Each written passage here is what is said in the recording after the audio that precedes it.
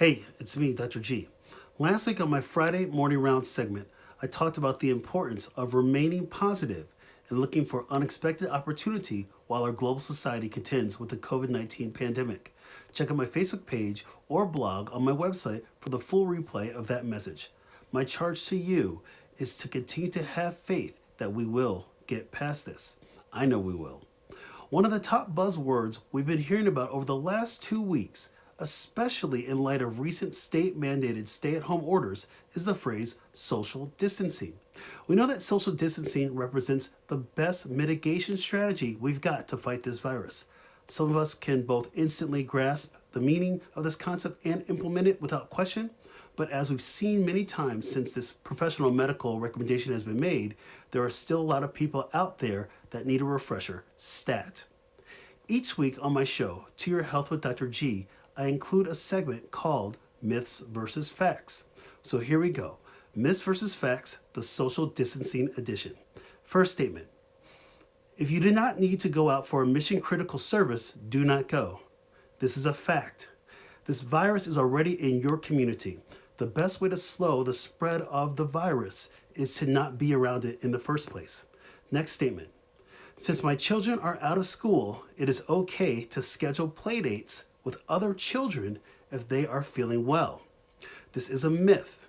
The COVID-19 virus spreads predominantly through respiratory droplets. Other modes of transmission are contact with contaminated surfaces and breathing in airborne virus.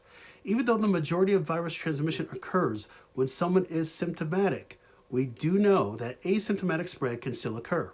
Cancel those playdates and use technology instead with virtual meetups. Next statement. I have to cancel my wedding, birthday party, religious gathering, or other celebration. This is a fact. Folks may not want to hear this, but it is true. When people congregate together, there are always handshakes, hugs, kisses, and so on. This is an ideal setting for COVID-19 to thrive. Look no further than case 31 in South Korea, wherein a 61-year-old woman who was feeling slightly ill attended 2 church services approximately 1 week apart. Upward of 500 people attended each of these services as well and were in close proximity to each other. Just 12 days later, the number of cases skyrocketed to more than 2,900.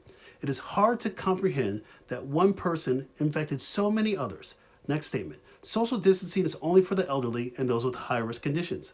This is a myth. Young people get this disease too. The effects of the novel coronavirus are not just based on age. According to CDC data, of the roughly 2,500 cases in the U.S. between February 12th and March 16th, around 40% of those patients needing hospitalization were between the ages of 20 and 54.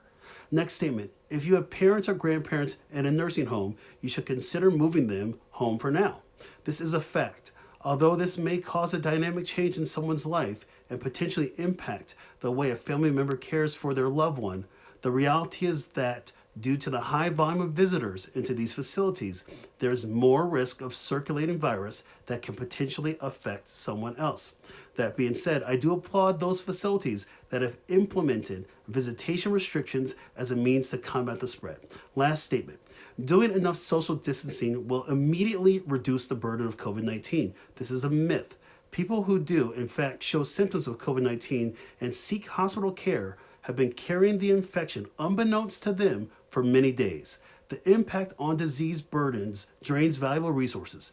If droves of ill people with suspected COVID-19 infection showed up to their local hospital in a short period of time, then there are not enough hospital beds, isolation rooms, and ventilators to simultaneously care for these individuals, in addition to taking care of other patients who present at the same time with acute heart attacks, strokes, bowel obstructions, pancreatitis, hip fractures, motor vehicle accidents, appendicitis, and a whole host of other medical emergencies.